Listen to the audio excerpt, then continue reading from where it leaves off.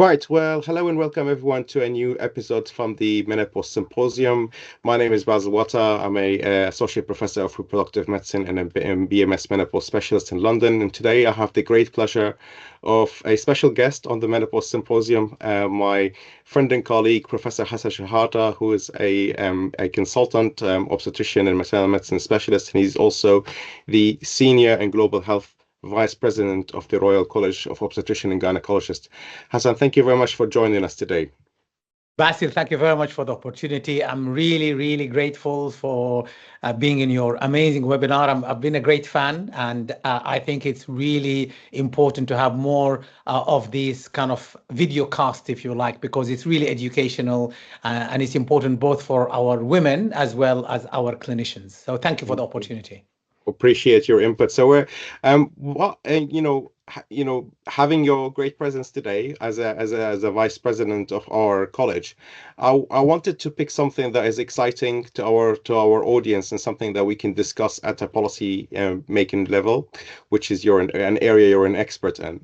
So I chose this article today published by a friend and colleague, Diana Mansour and Kathy Barber and Vikram Talaolikar, Vikram usually joins me on the symposium, and it's a very nice article where they're basically discussing new and emerging trends in providing menopause care for women in the UK, as well as challenges. So I think one of the most important findings they are highlighting here is this very apparent trend where there's been a gradual increase in demand for HRT, as well as how many patients we are seeing asking for or seeking menopause care, both in primary and secondary care in the NHS. You are a senior consultant, you've been in this business for a very long time. Do you have any insight about this gradual trend? Thank you very much, Basil. I think, first of all, just to let your audience know that my background, so as you rightly said, my background is an obstetrician and gynecologist. So I don't really normally deal a lot with menopause, but actually being a maternal medicine specialist as well as vice president of the Royal College allowed me over the years to become involved, if you like, directly and indirectly, because a lot of questions sometimes we get asked about, risk like thrombosis, risk of coexisting morbidity, etc., whether the woman is suitable to have HRT. So I think one of the questions is really this change of trend. So for me, I see it as a positive impact because I think there is more awareness. And I think podcasts like yourselves and videocasts like yourselves certainly will help with that. So the more demand, I do not see that as a negative thing. I think that's as a positive thing. The question, of course, is we've had, and I think that's something I'm sure you're going to be touching upon. We've had, that kind of trial that was done long time ago, which really had a negative impact Yeah. on how we approach menopause, and certainly have created fear among women, but also fear among prescribers, in particular from primary care. And that has really put us back, I think, by a decade or so. Thank God that reassessment of these studies have emerged, and people are now well aware that a lot of the data then was not kind of interpreted properly. So I think media attention, celebrities in particular, have done a good job. But also, I think organizations like the Royal College of Obstetricians and Gynecologists, the Royal College of General Practice, the British Menopause Society, Faculty of Sexual Reproductive Health, they started to work together. And I always say that in unity, there is always power. Definitely, definitely. I fully agree, and I think you're touching on the next point exactly. Is that we can see. I mean, the authors have done a very nice graph where we can see that the Women's Health Initiative study came out in the around 2007, 2010, and that initially caused a lot of great deal of alarm among both women and health professional. And it actually took 10 years before we reinterpreted the data until this newer evidence is starting to creep into practice and featured back again into the NICE guideline, and we're starting to use more body identical and safer HRT formulation, transdermal HRT. That has really opened the door for a bit more, access for women to access these medications. But you're very right in that we can see there's a clear, what we, colloquially call the Vina McCall effect, which is, there's been a lot of feature in the media and documentaries and news, and as well as influencers on social media nowadays, that are provoking more knowledge and orientation both among healthcare professionals and the women to seek HRT. But I guess, I mean, a common worry about that is what we can call fake news or inaccurate news. So, what do you think is the role of organizations like the Royal Colleges or like professional societies in really, honing and focusing and sharing the right information for both patients and healthcare professionals? I think it's a good question, Basil. I think for me, if I go a little bit kind of back a little bit with the kind of how we are approaching this at the moment, I look at Southwest London, and apart from you in the whole of Southwest London, I don't see any menopause specialist. And if I look at my specialty, maternal medicine, I have in our just Epsom and St. Heliers, we have 4 maternal medicine consultants. Kingston Hospital near us, they have at least 1 or 2. At St. George's, they have 3. And if you go around, how on earth we ended up in a situation that the whole of Southwest London has only one menopause specialist? So the problems are, number one, I think the training. I think at the moment we have from the Royal College, we have the care of men or the menopause care, what we call SITM, Hmm. is available for people to train. So it is an additional module. So it's not in the core curriculum. So one of the question really one would ask, what do we put in the core curriculum? What do we put on the specialist curriculum? For me, if I look how much emphasis we put on pregnancy care, while a woman only spends 9 months of her life in pregnancy, even if she had 3 children, you Yeah. talk about 3 years maximum. But the menopause, probably the woman's half of not at least a third, if not half of her life, Yeah. she would be spending on her menopause time. And for me, that kind of made me scratch my head. Is how did we end up in this situation that we're not training our doctors enough, our specialists enough, whether they are obstetricians or GPs or sexual reproductive health, for them to deal with the menopause. So I think that's one area I think we need to tackle, and I think the Royal College has led on that. So we have now a joint guideline, a nice guideline, which, as you know, was kind of written initially in 2015, Yeah. updated in November of last year. And that has a lot of input from different organizations. So that's the right step forward. So we have to standardize the care. We need to have more specialists. So I know you're doing a fantastic job by training some of our local GPs, but we need more like you. We need more specialists so the women have accessibility. It is not acceptable that women are waiting a year and more on the waiting list to have an appointment to see a menopause specialist. And there is also a postcode lottery. So there is something fundamentally wrong. I know there is now this new women's health hubs that's currently being spoken about. Yeah. And I'm a great admirer of women's health hubs. My only concern at the moment is that the funding. So there is always that issue we have with the Department of Health coming up with really good ideas. And I know my colleague and my friend, Professor Dame Leslie Regan, is one of the people who have been pushing for these hubs, and they have been accepted.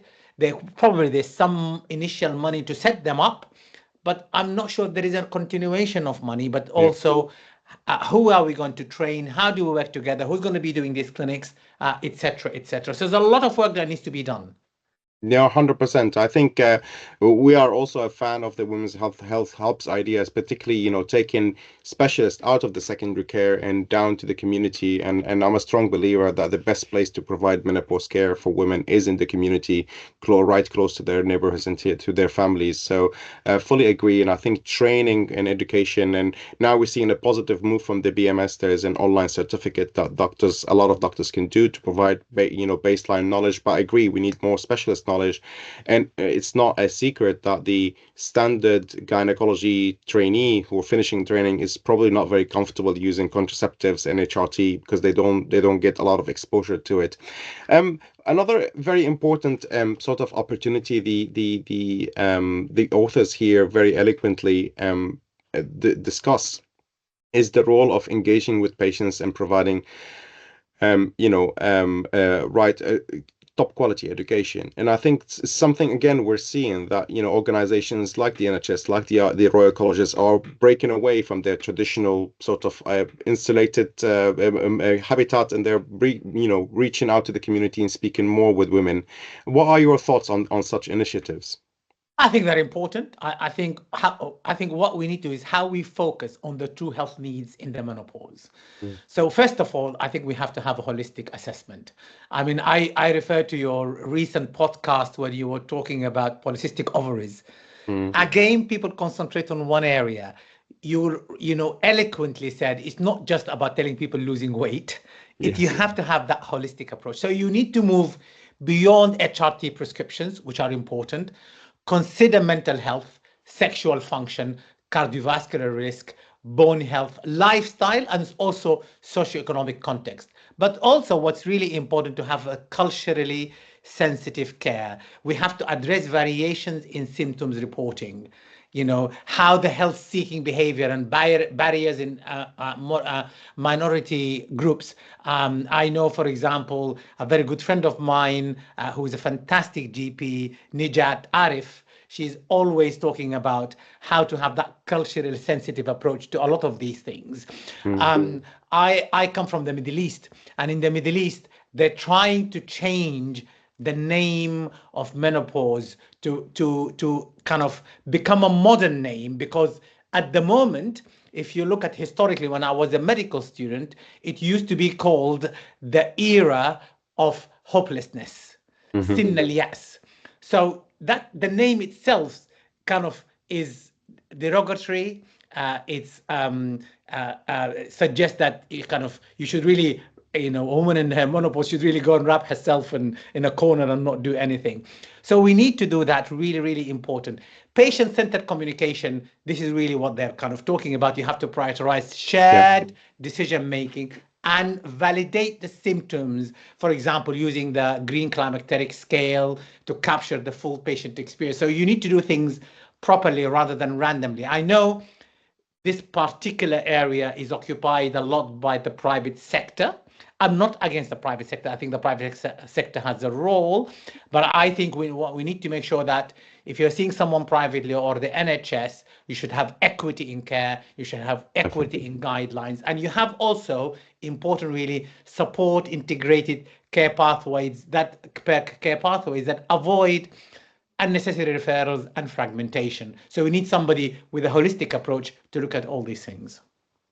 I agree 100%. And I think one of the areas that the authors very kindly highlight is these variations in formularies, which always is very, very frustrating because you can prescribe one HRT, for example, in one area in London, you can't prescribe it elsewhere. It makes absolutely no sense. No, In the NHS, we should be all using the same prescriptions. And I hope we will be able to adopt new and, upcoming sort of formulations that are proving safe and effective very quickly to the NHS, because right now it's a very cumbersome process. And the other area that you very rightly highlighted is the need for standardized practice, because we're seeing more and more worrying practice, sometimes from the NHS, sometimes from private, where a lot of practitioners are over prescribing mm, doses of HRT rather than focusing on the holistic approach. And correct. and we know that 8 or 9 pumps of the gel is not safe and it's not as per BMS guidelines. And just lack of evidence of harm does not mean this is evidence-based practice. So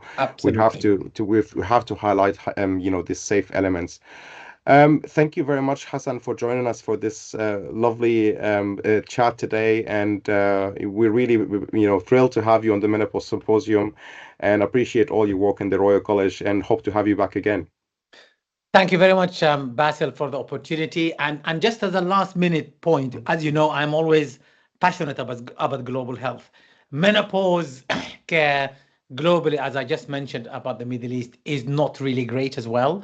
So Hmm. that's something for example, we are doing. So we developed at the Royal College, and this is really important for the Royal College to mention that we have something called the Essential Gynae Skills Project, which we have done in Bangladesh. We've also doing in Nigeria, and we are hoping to do it in other countries. And this is basically it consists of 11 modules where we teach healthcare workers how to look for and do basic stuff for Mm. gynecology. Surprisingly, it lacked menopause. So I have taken the lead in adding or in the process of adding menopause as one of the extra modules. So when we teach that, that's really important. Coming back to the same point that a woman spends almost third or half of her life in the menopause situation, and therefore it needs more attention. 100%. And I think the college has been all, very, very vehement in advocating for the life course approach and that we care for women from, from menarche all the way to menopause and beyond. Absolutely. And it's important for us as gynecologists to adopt this mantra and offer continuity of care. Fantastic. Thank you very much for Thank you, spending Basil. your time with us and looking forward for future Pleasure. events. Thank you very much. Take care. Thank you everyone for Bye. watching and please watch for future episodes.